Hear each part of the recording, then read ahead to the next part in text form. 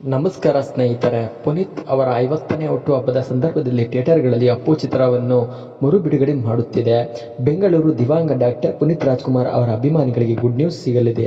ಅವರ ಹುಟ್ಟುಹಬ್ಬವಾಗಿ ಮಾರ್ಚ್ 14 ಅವರ ಮೊದಲ ಚಿತ್ರ ಅಪ್ಪು ರಿಲೀಸ್ ಆಗಲಿದೆ. ಹೌದು, ಪುನೀತ್ ಅವರ 50ನೇ ಹುಟ್ಟುಹಬ್ಬದ ಸಂದರ್ಭದಲ್ಲಿ ಥಿಯೇಟರ್ಗಳಲ್ಲಿ ಅಪ್ಪು ಚಿತ್ರವನ್ನು ಮರು ಬಿಡುಗಡೆ ಮಾಡುತ್ತೇವೆ ಎಂದು ಇವರ ಅಭಿಮಾನಿಗಳಿಗೆ ಸಂತಸ ಉಂಟು ಮಾಡಿದ್ದು, ಸಾಮಾಜಿಕ ಜಾಲತಾಣದಲ್ಲಿ ಪೋಸ್ಟ್ ಹಾಕುವ ಮೂಲಕ ಅಬ್ಬರದ ಪ್ರಚಾರ ಮಾಡುತ್ತಿದ್ದಾರೆ.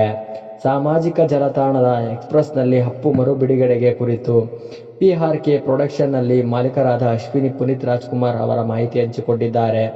ಪುನೀತ್ ಮೊದಲ ಬಾರಿಗೆ ಹೀರೋ ಆಗಿ ನಟಿಸಿದ್ದು ಅಪ್ಪು 2002ರಲ್ಲಿ ಬಿಡುಗಡೆಯಾಗಿತ್ತು. ತೆಲುಗಿನ ಪುರಿ ಜಗನ್ನಾಥ್ ನಿರ್ದೇಶಿಸಿದ ಈ ಚಿತ್ರ ಆಗಿನ ಕಾಲದಲ್ಲಿ ಅದು ಒಂದು ಬ್ಲಾಕ್ ಬಸ್ಟರ್ ಮೂವಿಯಾಗಿತ್ತು. ರಕ್ಷಿತಾ ನಾಯಕಿ ನಟಿಯ ಅಭಿಮಾನಿಯಾಗಿದ್ದು, ಸಿನಿಮಾದಲ್ಲಿ ಹಾಡುಗಳನ್ನು ಕೂಡ ಯಶಸ್ಸು ಕಂಡಿದ್ದರು. ಗುರು ಕಿರಣ್ ಮ್ಯೂಸಿಕ್ ಗಮನ ಸೆಳೆದಿದ್ದರು.